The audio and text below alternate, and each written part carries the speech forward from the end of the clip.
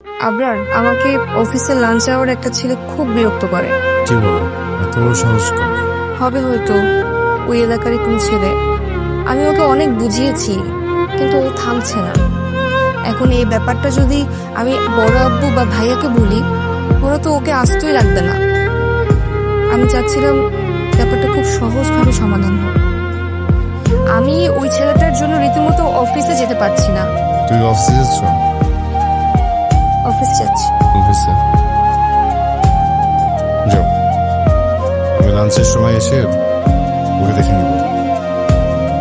আচ্ছা, দেখে নিও।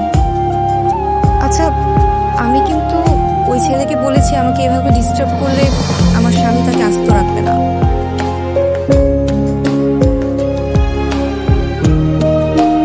স্বামী?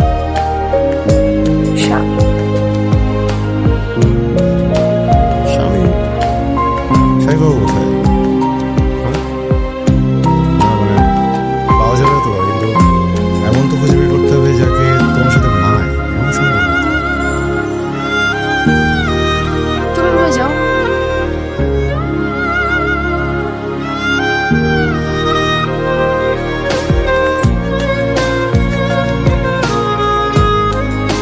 আমি তোমার স্বামী হয়ে যাবো। হ্যাঁ, না, আমি তোমার স্বামী হবো। কারণ আমরা কাজিনে ফাইট করতে হবে। ওটা যে তোমার জন্য হয়ে যেতে পারে না।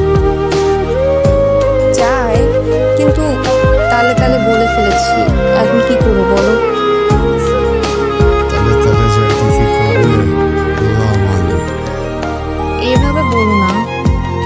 আচ্ছা, আজকে কিন্তু লাঞ্চ আওয়ারে দেখা হচ্ছে। হুম। আচ্ছা, এই যে তোমার ক্রিকেট ব্যাট, গতকাল রাতে নিয়ে গিয়েছিলাম, এই ফেরত আসো। এটা দিয়ে মারবো? আরে না, এটা নিয়ে আসবে কেন?